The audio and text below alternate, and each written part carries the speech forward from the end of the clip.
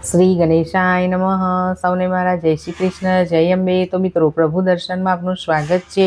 તો મિત્રો, આજના વિડીયોમાં આપણે વિનાયક ચતુર્થીની વ્રત, કથા, પૂજા અને મહિમા સાંભળીશું. વિનાયક ચતુર્થી એ ભગવાન ગણેશને સમર્પિત છે. આ દિવસે ભગવાન ગણેશના વિશેષ આશીર્વાદ મેળવવાનો તહેવાર છે, જેને ખૂબ જ ભક્તિભાવથી ઉજવવામાં આવે છે.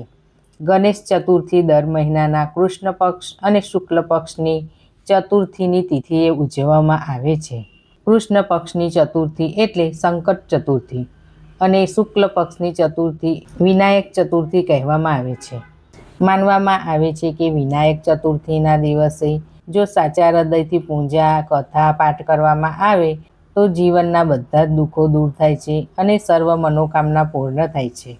આ દિવસે પૂજા, ઉપવાસની સાથે કથા વાંચવી કે સાંભળવી એનું પણ વિશેષ મહત્ત્વ છે. વિનાયક ચતુર્થીના દિવસે ભગવાન ગણેશજીની પૂજા કરતી વખતે સવારે વહેલા ઉઠી સ્નાન આદિથી પરવારી એક બાજોટ ઉપર ભગવાન ગણેશની મૂર્તિ કે ફોટાની સ્થાપના કરવી. જો મૂર્તિ હોય તો ભગવાનને પંચામૃતથી સ્નાન કરાવવું અને વસ્ત્ર પહેરાવવા અને ત્યારબાદ ધૂપ દીપ કરી કંકુ, ચોખા, ફૂલ, ચંદનથી ભગવાનની પૂજા કરવી અને ત્યારબાદ નૈવેદ્ય કરવો. નૈવેદ્યમાં ભગવાનને લાડુનો પ્રસાદ ધરાવવો. અંતે આરતી કરવી અને પૂજા કરતી વખતે ઓમ ગણ ગણપતયે નમઃ મંત્રનો જાપ કરતા રહેવો. હવે સાંભળીશું કથા.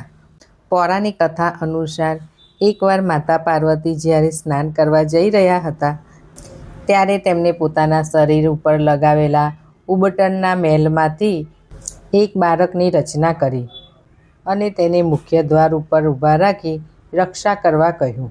આ પછી માતા પાર્વતી સ્નાન કરવા ગયા અને ત્યાં જ થોડીવારમાં ભગવાન શિવ દ્વાર ઉપર આવે છે. ત્યારે ગણેશજીએ તેમને રોક્યા અને અંદર જવાની મનાઈ કરી. આથી ભગવાન શિવજી ક્રોધિત થયા અને તેમને ગણેશજીને ઘણા સમજાવ્યા, પણ ભગવાન ગણેશજી માન્યા જ નહીં.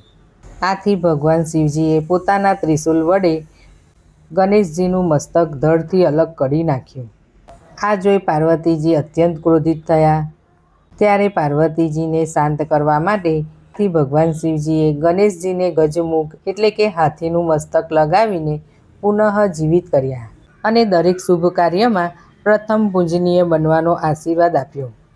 ત્યારથી કોઈપણ શુભ કાર્યમાં ભગવાન ગણેશજીની પ્રથમ પૂજા કરવામાં આવે છે.